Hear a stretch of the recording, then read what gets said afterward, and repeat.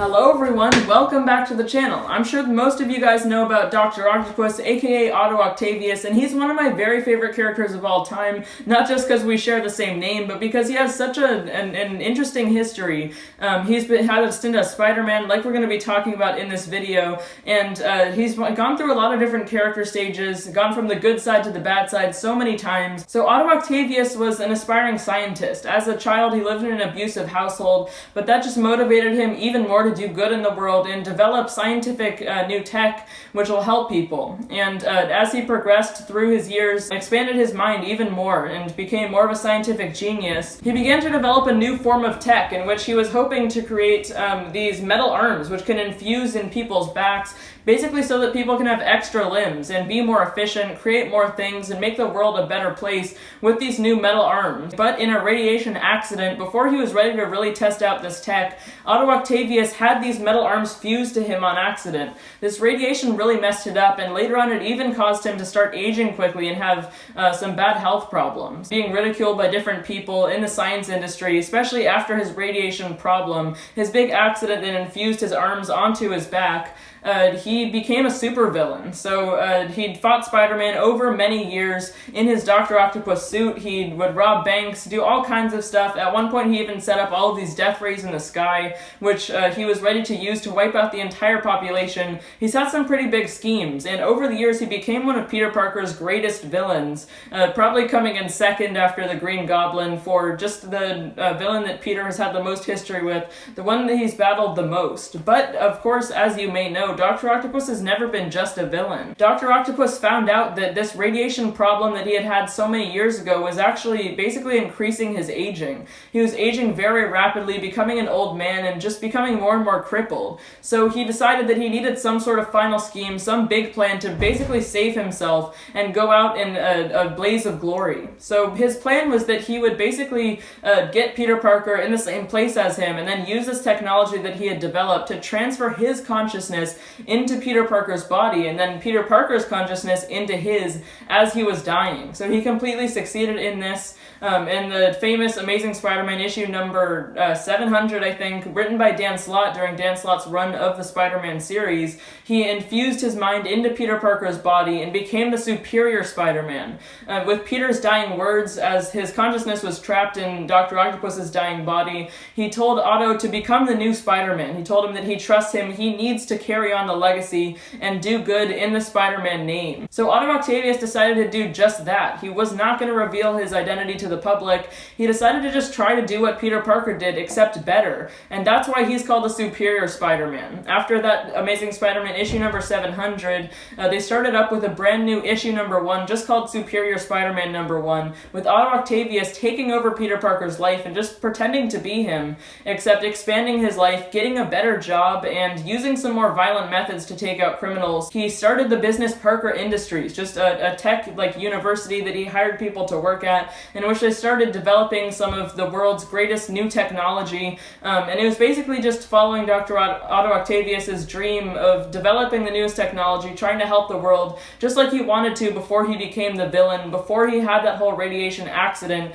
that gave him his metal arms. And during his work at Parker Industries, Otto met Anna Maria Marconi, who he fell in love with, and she was another smart scientist. They worked together at Parker Industries and tried to develop some new stuff. But in the end of it all, Peter Parker reclaimed his body. It was actually Otto Octavius' decision. He did it willingly because when the Green Goblin came back to town in the Goblin Nation story arc and started wreaking havoc, Otto Octavius knew that his methods just wouldn't work. He needed the good heart of Peter Parker to really take down Green Goblin, and he knew that he was the only one that could do the job, so through a procedure, a scientific tech that he had set up, he was able to transfer Peter Parker's consciousness back into his body, and seemingly Otto Octavius died there. But ultimately, in the Clone Conspiracy story arc, which was also part of Dan Slott's run, after Peter Parker had reclaimed the mantle of Spider-Man for a long time at that point, Otto Octavius was able to take some DNA from Peter Parker and also some from his old self and combine them to make this brand new body. And with this new body, he was able to start a brand new life because it's a new face. This is not somebody that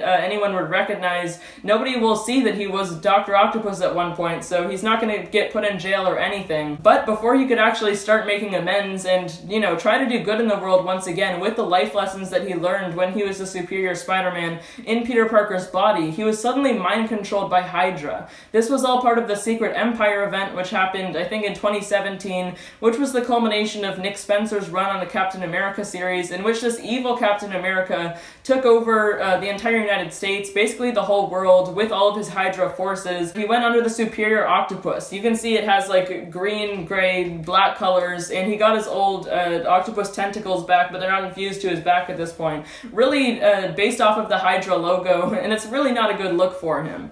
But during his time being mind-controlled and working for Hydra, he decided to confront Peter Parker, because ever since Peter reclaimed the body and became Spider-Man once again, he had been continuing to grow Parker Industries, which technically Otto Octavius started, even though he was in Peter Parker's body. He's the one that started the whole Parker Industries company. And at this point, Parker Industries was like a global company. It was one of the biggest companies developing the newest tech for the entire world. In the Superior Octopus suit, Otto Octavius confronted him, and by the end of this Amazing Spider-Man story arc in which this happened, he was able to cripple Parker Industries. Their entire skyscraper in New York just fell down. This left a lot of people unemployed, and Peter Parker in a really bad place. So once all of the Secret Empire was destroyed, when evil Captain America was taken down, of course he didn't need to be mind-controlled anymore. Otto Octavius was free to go with his new body, nobody would recognize him, and he was able to start a fresh new life. And at the end, of course, he can't be wearing this Hydra suit anymore, because he's not evil. Otto Octavius decided to switch back to his Superior Spider-Man suit once again, and at this point Peter Parker was Spider-Man, but Superior Spider-Man was a whole different one. They're operating both at the same time, and it would have been too confusing for them to both be in New York City, so Otto Octavius decided to move to San Francisco to protect that city. It's also pretty densely populated, so he decided to move to San Francisco, start his new life there. And during his time in San Francisco, becoming the new Spider-Man of the city, he got a job back at Horizon Labs, which he worked at one point in the Superior Spider-Man series. It's just another, tech university in which they're developing new technology. During his time as the official Spider-Man of San Francisco, Doctor Octopus, going under the codename Elliot Tolliver, just so that he could hide his identity. He doesn't want anybody to know that he used to be Doctor Octopus, right? The supervillain who murdered many people. And this directly led into the Superior Spider-Man series, which was just 12 issues, and he actually came across Anna Maria once again. He reunited with her at Horizon Labs, and he tried to hide his identity at first, but she was immediately able to figure out the lie, and she found out that Elliot was actually Dr. Otto Octavius. At first she wanted to report him to the police and get him locked up, but through the entirety of this 12-issue series, she more became like sort of a mentor for him, sort of his person trying to teach him how normal people interact and teach him how to be a good person, because Otto Octavius has always had a huge ego. He's really arrogant, and he always thinks that he's got the right ideas, but through the series we see him right that wrong. He really learns from Anna Maria and other characters who he meets along the way. First he goes against Terrax in the first 3 issues of the series, who used to be a herald of Galactus, basically this powerful being in possession of the power cosmic. He was able to take Terrax down by stealing the power cosmic from him with some new technology that he had developed. In the aftermath of that, he found a boy whose mom had died in the rubble of one of the buildings, and throughout the series he becomes more and more invested in this boy, actually cares about him, and came to visit him every day with his new uncle and aunt who had adopted him. But the most important info that you're going to be getting from this video is what happens in issues 9 through 12, and this really sets up where Dr. Otto Octavius is right now in comics. So in the Spider-Geddon event, there was an alternate universe version of Norman Osborn who, in the main Marvel universe is the Green Goblin, this evil villain who fought Peter Parker for so many years. But in this other universe, he transformed and had 6 arms. But in the Spider-Geddon event, he had some other ulterior motives which he tried to use to defeat the Inheritors, but that involved like destroying the whole Marvel universe and a whole bunch of other stuff. Just a side note for a little more clarity, the Inheritors are ancient beings whose job it is to suck the life force out of different spider people from different universes, which are called spider totems. So in the Spider-Geddon event, a bunch of these different spider totems teamed up to defeat the Inheritors. Dr. Octopus was able to actually use his idea and embarrass Norman Osborn.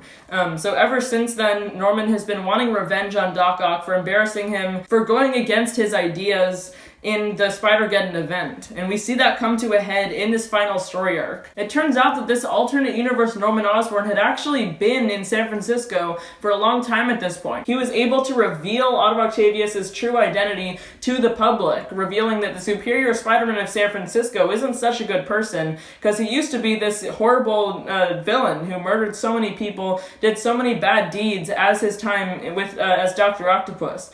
Of course, Superior Spider-Man knew that since then he had grown as a person. He had gotten so many lessons as his time as a Superior Spider-Man in Peter Parker's body. He had learned a lot from Anna Maria and all of the people who had been helping him throughout all of his life ever since he became the Superior Spider-Man and started helping people. And the main person that Norman Osborn knew would affect Otto the most if he were to be killed was the little boy whose mom died in the rubble way back at the beginning of the series. He threatened the little boy's life and took him as a hostage and made a deal, basically, with Otto Octavius. He told him that if Otto were to murder 3 innocent people, no people on death row, nobody who was gonna die anyways, 3 innocent people from the streets of San Francisco, in front of cameras which would be streaming worldwide, just to really destroy him, let everyone know that he has not grown at all. He's not a good guy. He's still the Doctor Octopus that he used to be. So really not knowing what to do, Otto had to form some sort of plan. His identity had been revealed to the public. All of the people that he loved and grew to know during his time in San Francisco were being threatened by Norman. So in a desperate attempt at just trying to do anything, Otto called Mephisto, who's the devil. Over many years of Marvel Comics, Mephisto has made deals with different people who've made deals with the devil, basically, and he always lives up to his word, but it's usually not so much in the favor of the heroes. There's always something that Mephisto gets back. So after a long conversation, Mephisto and Otto were able to come to an agreement. Basically, Mephisto would restore Otto to his old body, the one that he was originally born in, the one that he was Doctor Octopus in, and that body possibly has mental illness. But the big catch is that if he were to be restored to that body, every single memory, every trace of being in Peter Parker's body, of being Superior Spider-Man, of helping out people in San Francisco would be wiped from his memory. But Otto knew that he had to do the right thing, even if it meant a lot of bad things happening in his life, and going way back to square one and basically just being a supervillain again in his old body. He accepted this deal with the devil. I didn't explain it too well there, but the idea here was that wiping any memories of being a hero from Otto's mind would help him have the necessary mindset, the basically villain mindset that he needed to defeat Norman Osborn. And then in the final issue of this series, he very easily took out Norman Osborn by using a disguise. He came in like hooded in his new body, because of course Norman didn't know that he had made this deal with the devil. And then he was able to take Norman out, beat him up, and then shove him through the web of life and destiny once again back to his old reality, using tons of sets of metal arms. And he also had some more back on his waist once again, back to the old Doctor Octopus. It seemed like maybe it should have been like a little harder for him to defeat Norman Osborn, or at least for it to have made sense that for why he did the switch. But I understand they just wanted to have a reason to revert him back to his old self and go way back to square one. In a final scene, we see the funeral that all of Otto's friends, when he was going under the codename Elliot Tolliver, basically them just having a funeral for their coworker, for their friend Elliot, and he's watching from the shadows, back in his old body, back with his old mind. He still remembered that he had been in Peter Parker's body,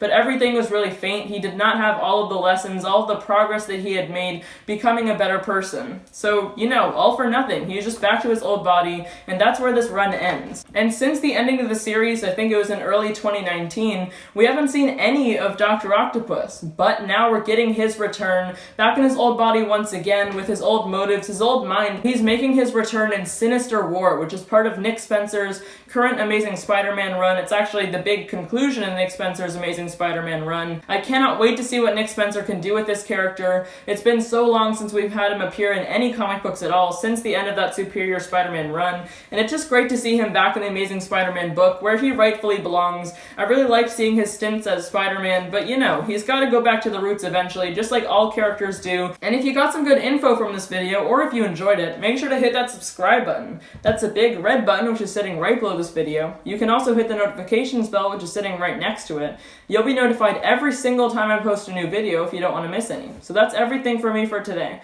Thank you so much for watching, everyone. Bye guys.